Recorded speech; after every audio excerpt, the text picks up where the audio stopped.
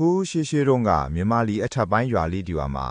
မောင်တောက်ဆိုတဲ့ဝဝခေခေပါးပြင်မှာတနက်ခါလေးနဲ့ချစ်စရာကောင်းတဲ့ကောင်လေးတစ်ယောက်ရှိတယ်။သူကအမြဲတမ်းပြောနေတတ်ပြီးအားရင်အားတယ်လို့သူ့နွားကြီးနှစ်ကောင်နဲ့ကစားနေတတ်တာပေါ့။တနေ့တော့မောင်တောက်ဟာသူ့ရဲ့လေးဟိုကိုခါမှချိတ်ချောက်တွေ့နေတဲ့တောအုပ်ကြီးရဲ့အစုံမြက်ခင်းပြင်မှာနွားเจ้าနေရင်ထူးဆန်းတဲ့အရာတစ်ခုကိုတွေ့လိုက်ရတယ်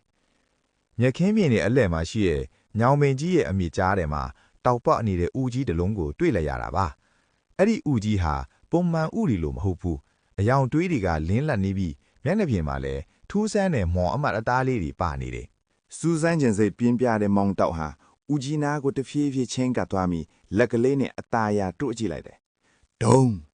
ရုတ်တရက်ဦးကြီးကနေအတန်တန်ထွက်လာပြီးဥအပ်ကြောင်းလေးတွေပေါ်လာတယ်။ဝါဦးကြီးပွင့်အားသွားပြီးအထဲကနေထူးထူးခြားခြားအကောင်လေးတစ်ကောင်ထွက်လာပါလေတော့။